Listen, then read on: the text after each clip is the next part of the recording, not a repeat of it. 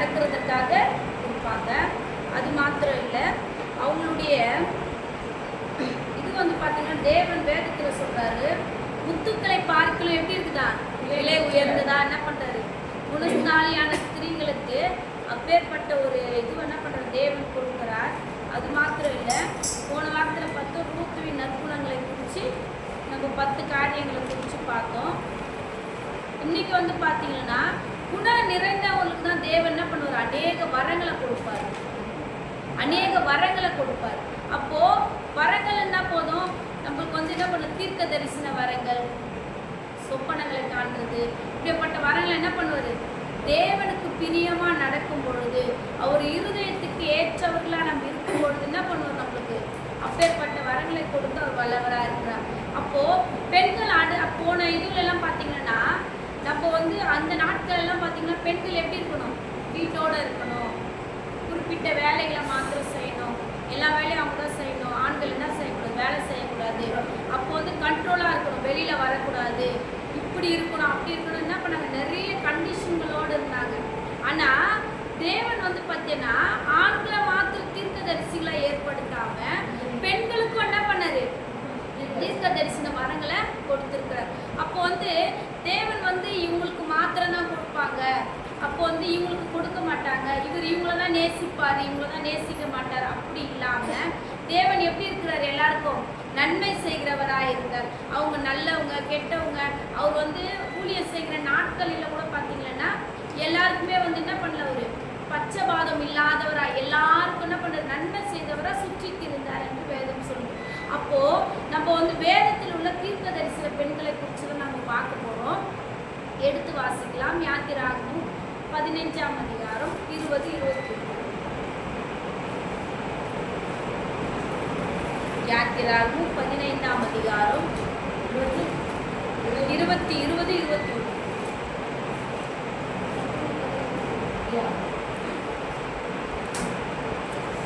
ஆரோனின் சகோதரியாகிய மீரியாம் என்னும் தீர்க்க தரிசியானவரும் தன் கையிலே தம்புரம் எடுத்துக் கொண்டார். சகல ஸ்திரீகளிலும் தம்புரங்களோடும் நடனம் போடும் அவர்களுக்கு பின்னே புறப்பட்டு போனார்கள். மீரியாம் அவர்களுக்கு பிரதி வசனமாக, கர்த்தரை பாடுங்கள், அவர் மகிமையாய் வெற்றி சிறந்தார், குதிரையும் குதிரை வீரர்களையும் கடலிலே தள்ளினார் என்று பாடினார். ஆமென். இது பாத்தீங்கன்னா மோசே வழி நடத்தும் பொழுது என்ன பண்ணாங்க, அந்த செங்கடல்ல 2ஆய் பிளந்தப்போ அவங்க துதித்து பாடுறாங்க. என்ன செஞ்சாரு, குதிரையும் குதிரை வீரர்கள் என்ன பண்ணாரு, அவரு கடலிலே தள்ளி என்ன பண்றாரு, வெற்றி சிறந்தார் என்று என்ன பண்றாங்க, பாடினாங்க. அப்போ நமக்கு தெரிஞ்சது பாத்தீங்கன்னா ஆரோனும் மோசே என்ன பண்ணாங்க, வழி நடத்தினாங்க. இஸ்ரவேல் ஜனங்களை எல்லாரும் என்ன பண்ணாங்க, அவங்க மேற்கொண்டு என்ன பண்ணாங்க, வழி நடத்தினாங்க, நல்ல வழியில நடத்தினாங்க. அப்போ ஆரோன் மூலியமா என்ன பண்ணாங்க, கொண்டு வந்தாங்கன்னு சொல்லிட்டு நம்மளுக்கு தெரியும். ஆனா இந்த இடத்துல சொல்லுது, மீரியாம் என்ன பண்றாங்க, ஒரு தீர்க்க தரிசிய பெண்ணா என்ன பண்றாங்க, அங்க இருக்கிறாங்க. அப்போ அந்த தீர்க்க தரிசிய பெண் என்ன பண்றாங்க, மோசே மூலமோ ஆரோன் மூலமோ என்ன பண்றாங்க, அவங்களும் என்ன பண்றாங்க, இஸ்ரவேல் ஜனங்களை வழி நடத்துதலுக்கு ஒரு உதாரணமான அந்த பெண்ணா இருக்கிறாங்க. அப்போ ஆண்கள் மாத்திரம் அந்த இடத்துல இல்ல, ஒரு பெண்ணும் என்ன பண்றா, இஸ்ரவேல் ஜனங்களை வழி நடத்துறதுக்கு அவங்களுக்கு தூண்டுதலா இருக்கிறா. அதுக்கு ரெஃபரன்ஸ் வசனம் கூட இருக்குது. மீகா 6:4 வாசிக்கலாம். மீகா 6ஆம் அதிகாரம் 4ஆம் வசனம்.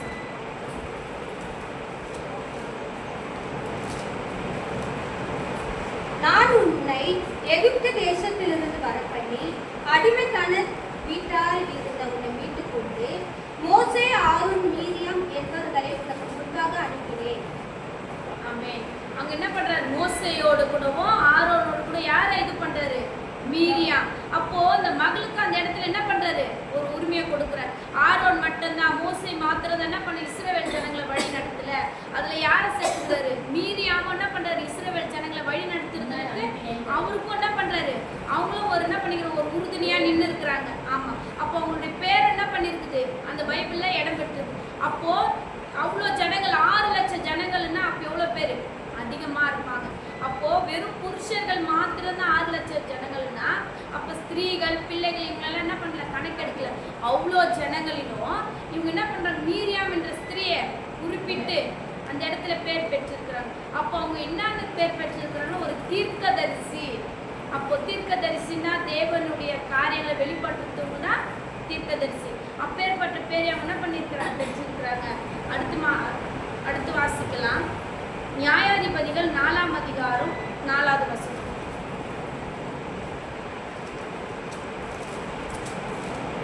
நியாயாதிபதிகள் 4ஆம் அதிகாரம் 4வது வசனம்.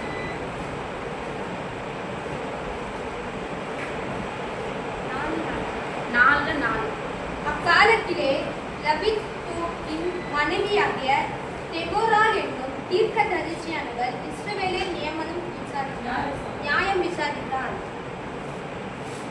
அது கீழே வாசிக்கலாம். அவள் எப்பிராயீம் மலைதேசமான ராமாவுக்கும் பெத்தேலுக்கும் நடுவில் இருக்கிற தெபோராளின் பேச்சுவார்த்தைக்கு குடியிருந்தாள். அங்கே இஸ்ரவேலர் அவளிடத்திற்கு நியாய விசாரணைக்கு போவார்கள். ஆமென். இந்த இடத்துல வந்து பார்த்தீங்கன்னா தெபோராளை குறித்து தான் அடுத்த தீர்க்கதரிசி பெண் வந்து பார்க்குறோம். தெபோராளை குறித்து நம்ம பார்க்குறோம். அவங்க வந்து என்ன பண்ணாங்க, இஸ்ரவேலை வந்து நியாயம் விசாரிக்கிறவர்களா இருந்தாங்க. அவங்களுக்கு புருஷர் இருக்கிறார். அவங்க புருஷனுடைய பேர் வந்து பார்க்கலாம், மேலே இருக்கு. அக்காலத்திலே மனைவியாகிய தெபோராள், அவங்களுடைய கணவருடைய பேர் என்ன பண்ணியிருக்கிறாங்க, அது சொல்லியிருக்கிறாங்க. அப்போ கணவரை தேவன் வந்து அவங்க குடும்பத்தை தெரிந்து கொண்டார். அந்த குடும்பத்துல யாரை தெரிஞ்சு கொண்டு, பெண்ணை என்ன பண்ணிக்கிறாரு, தீர்க்கதரிசியா தெரிந்து கொண்டு இருக்கிறார். அப்போ அந்த நாட்களில அப்போ அவங்க கணவர் என்ன சொல்லியிருக்கலாம், அவருக்கு வந்து எதுவுமே இல்லை, அவரை குறித்து எந்த ஒரு விஷயமும் சொல்லவே இல்லை. அந்த காரியம் அவருடைய பேர் மட்டும் குறிப்பிட்டு இருக்குது. ஆனா அதுல வந்து தெபோராள் எப்படி இருக்கிறாங்க, நியாயம் விசாரிக்கிறவரா. அப்போ ஒரு ஊரை வந்து ஒரு இதுல வந்து நம்ம ஒரு நியாயம் விசாரிக்கணும்னா அதுக்கு என்ன வேணும், தக்க ஞானம் வேணும். அவங்க என்ன பண்ணிக்க, ஒரு பலவாந்தராக இருக்கணும். மற்றவங்க இடத்துல போரிடுறதுக்கு என்ன இருக்கணும், அநேக என்ன பண்ணியிருக்கோம், ஒரு திறமையானவர்களாக இருக்கணும். அப்படி இருக்கும் பொழுதுதான் என்ன பண்ண முடியும், எல்லா இடத்துலையும் ஜெயிக்க முடியும். பேச்சு திறமை, சில பேருக்கெல்லாம் வீட்டில் என்ன பண்ணுவாங்க, நல்லா பேசி என்ன பண்ணுவாங்க, எல்லாத்தையும் சாதிப்பாங்க. சில பேர் என்ன பண்ணுவாங்க, நல்ல நல்ல காரியங்களை செய்கிறவங்களும் இருக்கிறாங்க. சில பேர் அப்புறம் வாய் சாலாக்கில நிறைய பேர் போய்ப்பாங்க. பேசினே என்ன பண்ணுவாங்க, அவங்களுடைய காரியம் நடக்கிற வரைக்கும் பேசி சாதிச்சுட்டு போறவங்களும் இருக்கிறாங்க. ஆனா தேவன் வந்து பார்த்தீங்கன்னா தெபோராள் என்ன பண்ணிக்கிற, நியாயம் விசாரிக்கிறதுக்கு ஒரு தீர்க்கதரிசி பெண்ணா ஏற்படுத்துறாரு. அப்போ அந்த 6வது வசனம் வாசிக்கலாம். அவள் நப்தலி உள்ள கேதேரிக்கிற அபினோபுவின் குமாரத்தி பாராக்கை வரவழைத்து நப்தலி புத்தகத்தில் செபுலோன் புத்தகத்தில் 10,000 பேரை கூட்டிக் கொண்டு தாபோர் மலைக்கு போக கடவாய் என்றும், நான் யாவின் தேராபுரியாகிய சிசோராவுக்கு அவன் சேனை ஈசோன் பள்ளத்தாக்கின் முன்னுக்கு வர இழுத்து அவனை உன் கையில் ஒப்புக் கொடுப்பேன் என்றும், இஸ்ரவேலின் தேவனாகிய கர்த்தர் உனக்கு கட்டளையிடவில்லையா என்றார். அதற்கு பாரா, நீ என்னோடு கூட வந்தால் போவேன், என்னோடு கூட வராவிட்டால் நான் போக மாட்டேன் என்றார். ஆமென்.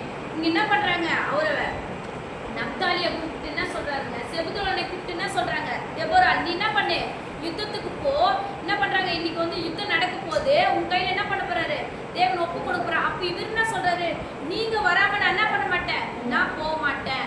அப்போ தெபோராள் என்ன சொல்றாங்க, ஒரு தீர்க்கதரிசியமான ஒரு வார்த்தை என்ன பண்றாரு சொல்றாங்க. அப்பொழுது பாராக்கு, அந்த 10வது வசனத்தை வாசிக்கலாம்.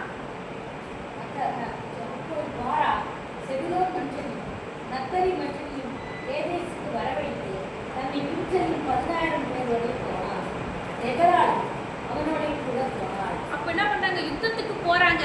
ஆனா இங்கிட்டு போகும்போது பாத்தீங்கன்னா செபுலோன் கிட்ட வந்து அவங்க மடிறாங்கன்னா மடியில. அவங்க மேற்கொண்டு வசனத்துல நம்ம பார்க்கலாம். இந்த 21 வாசிக்கலாம். அப்போ தெபோராள் பாராக்கை நோக்கி எழுந்து போ, கர்த்தர் சிசராவின் கையில் ஒப்புக் கொடுக்கும் நாள் இதுவே, கர்த்தர் முன்பாக போகவில்லையா என்றாள். அப்போது பாராக்கும் அவன் பின்னாலே 10,000 பேர் தாபோர் மலையிலிருந்து இறங்கினார்கள். இஸ்ரவேல் புத்தரின் கை கானானின் ராஜாவாகிய யாபீனின் குடும்பமாக மற்றும் அவன் மேல் மறைக்கப்பட்டது. 20 வாசிக்கலாம். அப்போது அவன் கூடார வாசலில் நின்று, யாராவது ஒரு மந்தியில் யாராவது இருக்கிறார்களா என்று உங்களுக்கு கேட்டால் இல்லை என்று சொல் என்றார். இப்போ வந்து என்ன பண்றான், அந்த கூடாரத்துக்கு அந்த இவன் வந்து என்ன பண்றான், மாட்டிக்கிறான். அப்போ வந்து யாகேலுடைய கூடாரத்துக்குள்ள என்ன பண்றான், பிரவேசிக்கிறான். அப்போ வந்து யாராச்சும் என்ன வந்து கேட்டா என்ன பண்ணணும், யாரும் இல்லைன்னு சொல்லு அப்படின்னு சொல்லிட்டு போய் சொல்றான். அப்போ அவனுக்கு வந்து நிறைய தாகமா இருக்கிறதுனால என்ன கேட்கிறான், தண்ணி கேட்கிறான். ஆனா அவன் என்ன பண்ற பத்தி யாகேலோ வந்து என்ன பண்றா, பால் கொடுக்குறா. தாகத்துக்கு என்ன பண்றா, பால் கொடுத்து அவன் என்ன பண்றா, நித்திரை பண்ணி அவனுடைய நெற்றியில என்ன பண்றா, ஆணி அடிக்கிறா. அப்போ இங்க வந்து பாத்தீங்கன்னா தெபோரால என்ன சொல்றாங்க, தீர்க்க தரிசனமா உன் கையால என்ன பண்ண மாட்டாங்க, மடிய மாட்டாங்க. ஒரு ஸ்திரீயோட கையில தான் என்ன பண்ணுவாங்க, அவங்க மறிவாங்க அப்படின்னு சொல்லிட்டு. அப்போ அவங்க சொல்லுகிற அந்த தீர்க்க தரிசன வார்த்தை பின்பு 22வது வசனம் வாசிக்கலாம். 4:22. பின்பு சிசரேவு தொடர்பினர் காரை வந்தான். அப்பொழுது யாகேல் வெளியே அவனுக்கு எதிர்கொண்டு போய்வாகும், நீ தேடுகிற மனுஷனை உனக்கு காண்பிப்பேன் என்று சொன்னார். அவன் அவனிடத்திற்கு வந்தபோது இதோ சிசரா செத்து கிடந்தான். ஆணி அவன் நெற்றி பொட்டில் அடித்திருந்தது. ஆமென். சிசரா என்ன பண்றான், செத்து கிடக்குறான். அப்போ அவங்க சொன்ன தீர்க்க தரிசனம் என்ன ஆச்சாங்க, நடந்துச்சு. அப்போ அவங்க என்ன நினைச்சிருக்கலாம், இந்த ஸ்திரீ சொன்னதெல்லாம் என்ன போயிடும். அப்போ அவருக்குள்ள என்ன ஆயிடுச்சுன்னா, இந்த ஸ்திரீ சொல்றதெல்லாம் நடக்குமா, நம்ம போறதுக்கு போறோம், நம்ம கையால் தான் என்ன பண்ணுவான், மடிமா அப்படின்னு நினைச்சாங்க. ஆனா அவங்க உள்ள போயிட்டு பார்க்கும்போது என்ன பண்றான், அவன் சடலமா செத்து கெடுக்கிறான். அப்போ ஒரு ஸ்திரீயின் கையில தேவன் என்ன பண்ணாரு, அவங்களுடைய இதுவை கொடுத்தார். அது மாத்திரம் இல்ல, 2 ராஜாக்களின் புஸ்தகம் 22ஆம் அதிகாரம் 14வது வசனம்.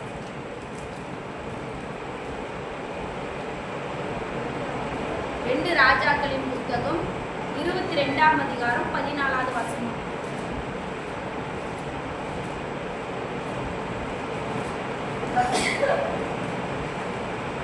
அப்பொழுது ஆசாரியனாகிய இல்காமியும் அகிக்காமும் அப்போதும்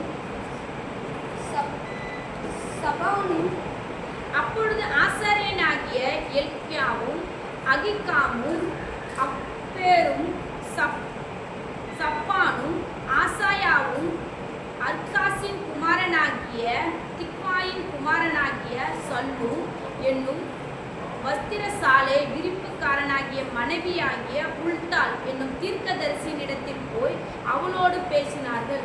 அவர்கள் எருசலேமில் 2ஆம் வகுப்பிலே குடியிருந்தார்கள். இப்போ வந்து பார்த்தீங்கன்னா ஓசியா வந்து ராஜாவாகிறார். ஓசியா வந்து ராஜாவாகிற பொழுது அவர் எத்தனை வயசா இருக்கிறாரு, 8 வயது உள்ளவரா இருக்கிறார். நம்ம வந்து 2 ராஜாக்கள் 22ஆம் அதிகாரம் 1 வசனத்திலே சொல்லப்படுகிறது.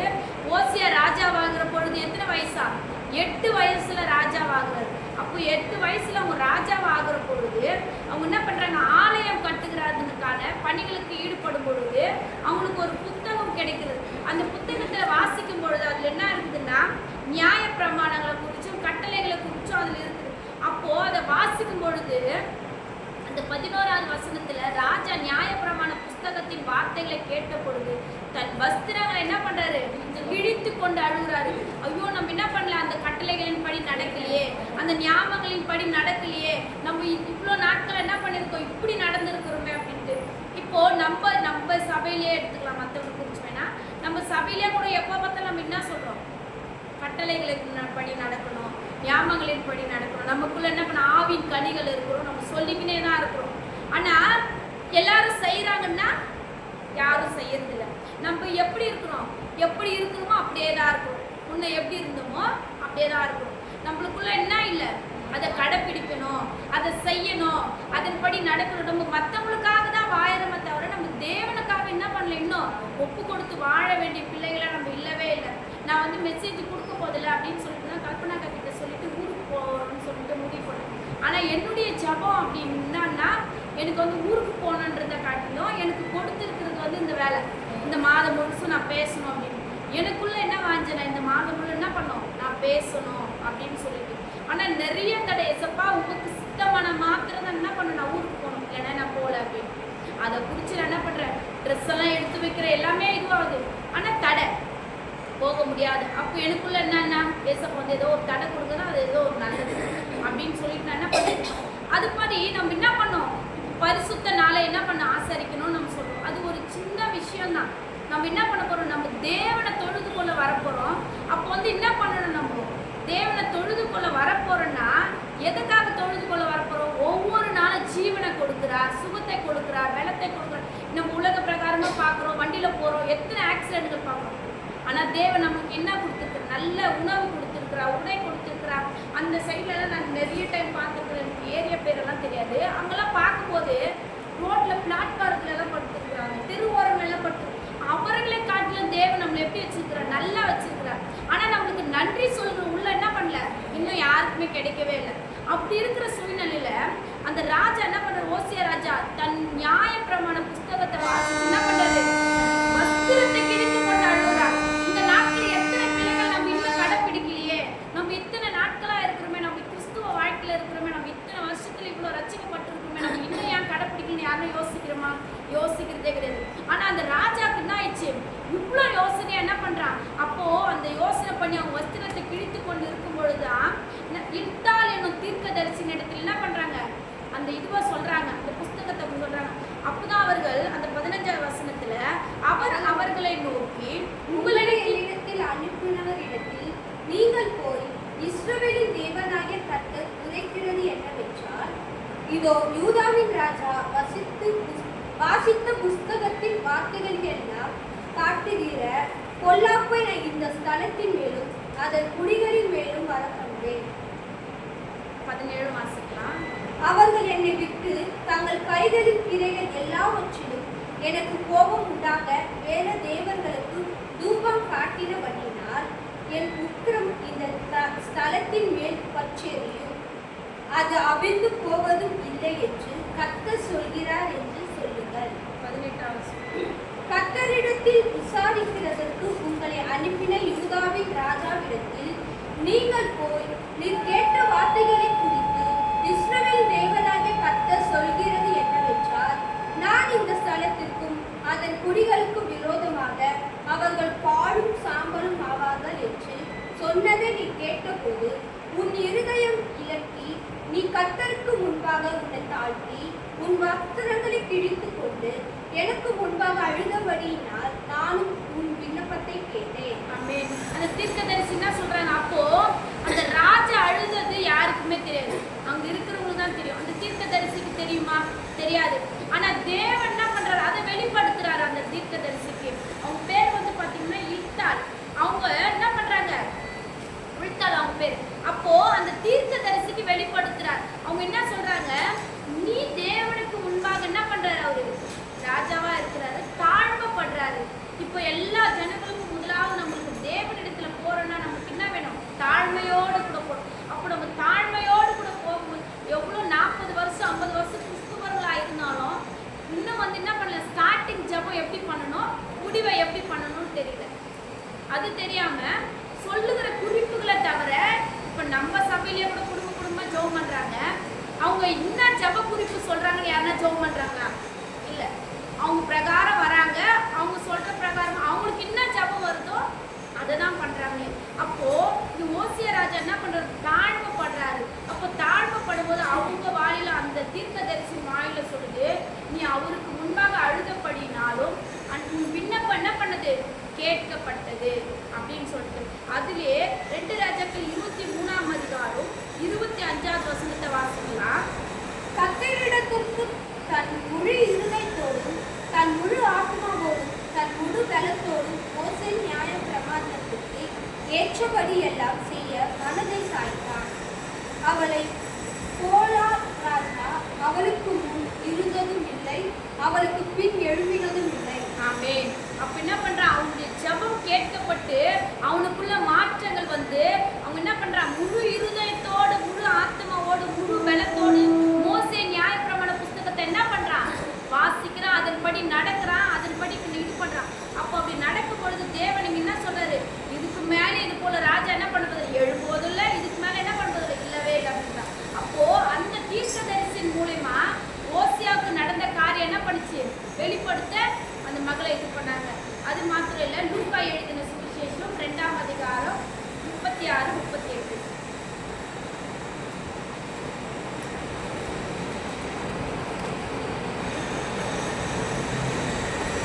ஆசோக்குருடைய கோத்திரத்திலும் வானுவேலின் குமாரத்தியுமாகிய அன்னாள் எனும் ஒரு தீர்க்கதரிசி இருந்தாள்.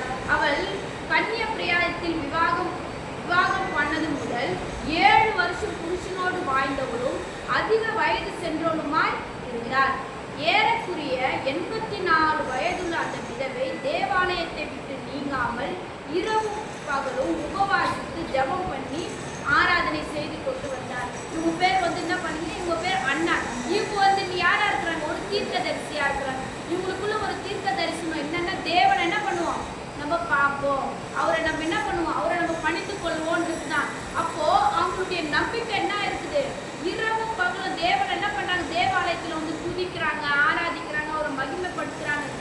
அவங்களுடைய நம்பிக்கை எல்லாமே என்ன, அவரை பார்ப்போன்ற ஒரு நம்பிக்கை தான். அவங்களுக்கு தீர்க்க தரிசனம் என்ன பண்ணிக்குது, அவரை பார்க்கும்படியான தீர்க்க தரிசனம் அவங்க பெற்றுக்கொண்டாங்க. அதன்படி என்ன பண்றாங்க, அவங்க ஒப்பு கொடுத்து தேவாலயத்தை விட்டு நீங்காம அவங்க என்ன பண்றாங்க, அவங்களுடைய காரியத்துல அவங்க முன்மாதிரியா இருக்கிறாங்க. அப்போ தேவன் வந்து என்ன பண்றாங்க, அவங்கள பார்த்தாங்களா இல்லையா, பார்த்தாங்க. தேவனை துதித்து என்ன பண்றாங்க, அவ்வளோ சமாதானத்தோடு. அப்போ நமக்குள்ள கூட நிறைய பிள்ளைகள் தீர்க்க தரிசனமான வார்த்தைகள் சொல்லியிருக்கலாம். அப்போ அவங்களுக்கு வந்து வயசு வந்து பார்த்தீங்கன்னா 84 வயது. அந்த வயதுல என்ன அது என்ன ஸ்டேஜா இருக்குது, ரெஸ்ட் எடுக்கிறது, நல்லா தூங்கணும், மாத்திரை போடணும் அப்படின்னு. அப்போ கல்யாண ஆண்டி எல்லாம் கூட பார்த்தீங்கன்னா இப்போ வராங்க, இந்த டைமுக்கு அவங்களுக்கு வந்து அரிப்பு நிறையா இருக்குது, மாத்திரை போட்டால் கேர் ஆகுது அப்படின்னு சொல்லி. அப்போ அவங்க என்ன பண்ணியிருக்கணும், எனக்கு கேராக இருக்குது நான் போகல அப்படின்னு இருந்திருக்கலாம். ஆனால் அவங்களுக்குள்ள ஒரு வாஞ்சை என்ன, இன்னைக்கு போய் என்ன பண்ணோம், மற்றவங்களுக்காக செபிக்கணும், இந்த வெள்ளிக்கிழமை ப்ரேயருக்கு போகணும்னு அவங்களுக்குள்ள ஒரு வாஞ்சை. அந்த போல் அந்த மகளுக்குள்ள என்ன இருந்துச்சா, ஒரு வாஞ்சையை என்ன பண்ணுறாரு, தேவன் கொடுக்குறாரு. அந்த வாஞ்சை மாத்திரம் இல்லை, அவங்க என்ன பண்ணுறாங்க, சும்மா போய் சபையில் போய் படுத்துருந்தாங்கன்னு வேதம் சொல்ல, அவங்க என்ன பண்ணுறாங்க, இரவு பகலும் என்ன பண்ணாங்க, உபவாசித்து என்ன பண்ணுறாங்க, தேவனுடைய சமூகத்தில் அவர் ஆராதனை செய்து அவருடைய வார்த்தைகளை படித்து அவர் வருகிற வரைக்கும் என்ன பண்ணாங்க, அவரை பார்க்குற வரைக்கும் அவங்க நன்றி உள்ள இருதயத்தில் அந்த தீர்க்க தரிசன வார்த்தைகளை அவங்க உண்மையா இருந்தாங்க. அப்போ ஆண்கள் மாத்திரம்தான் தீர்க்க தரிசனம் சொல்லுவாங்க அப்படின்றதெல்லாம் இல்லை. வேதத்துல இந்த பெண் பிள்ளைகள் எல்லாம் என்ன பண்ணியிருக்கிறாங்க, நம்மளுக்கு தீர்க்க தரிசிகள் என்று பெயர் பெற்றிருக்கிறாங்க. அப்போ தேவனுக்கு நம்ம பிரியமா நடக்கும் பொழுது, தேவனுடைய காரியத்தில் நம்ம உண்மையா இருக்கும் பொழுது நம்மளை நியாயாதிபதிகளா வைப்பார். மற்றவங்களுக்கு என்ன பண்ணுவார், உபதேசிக்கிறவரா இருக்கிற அநேக காரியங்களை நம்ம என்ன பண்ணுவோம், நம்ம சபைக்குரிய காரியங்கள், குடும்பத்துக்குரிய காரியங்கள், தேசத்துக்குரிய காரியங்கள் நமக்கு என்ன பண்ணுவார், தீர்க்க தரிசனமா நம்மளுக்கு கொடுப்பார். அப்போ நம்ம செய்வதெல்லாம் ஒன்னே ஒண்ணுதான். இதெல்லாம் வந்து கொடுக்கணும்னா இது வந்து பார்த்தீங்கன்னா முடியாத காரியம். ஒரு சின்ன மனுஷனுக்குள்ள, ஒரு பெண்ணுக்குள்ள ஒரு தீர்க்க தரிசனம் கொடுக்கணும் அப்படின்னா அது முடியாத காரியம், சாத்தியம் இல்லாத காரியம். ஆனா தேவனுக்கு அது எப்படி இருக்குது, பிரியமா இருக்குது. அவரால முடியும், நம்மளால முடியும்னா நம்ம ஏதாச்சும் ஒன்று சொல்லிட்டு அது நிறைவேறாம போயிட்டா நம்ம என்ன பண்ண முடியும், ஒண்ணுமே பண்ண முடியாது. அது எவ்வளோ அசிங்கமா இருக்கு. இப்போ நம்ம ஒரு மனுஷனுக்கு வாக்கு கொடுக்குறோம், அது அவனுக்கு நடக்கல, செய்ய முடியல நம்மளால, அவன் முகத்தை மறுபடியும் நம்ம பார்க்க முடியுமா, பார்க்க முடியாது. ஆனா இவங்க 3 பேருக்கு தேவன் சொன்ன வார்த்தைகள் நடக்குது, நிறைவேறுச்சு. அப்போ அவங்க என்ன பண்ணல, வெட்கப்பட்டு போல. அது போல நம்மளும் தேவனுக்கு முன்பாக வெட்கப்படாதபடி, மனுஷனுக்கு முன்பு நம்ம வெட்கப்படாதபடி தேவனுக்கு நம்ம பிரியமா நடக்கும் பொழுது தேவன் நமக்கும் இந்த வரங்களை என்ன பண்ணுவாரு,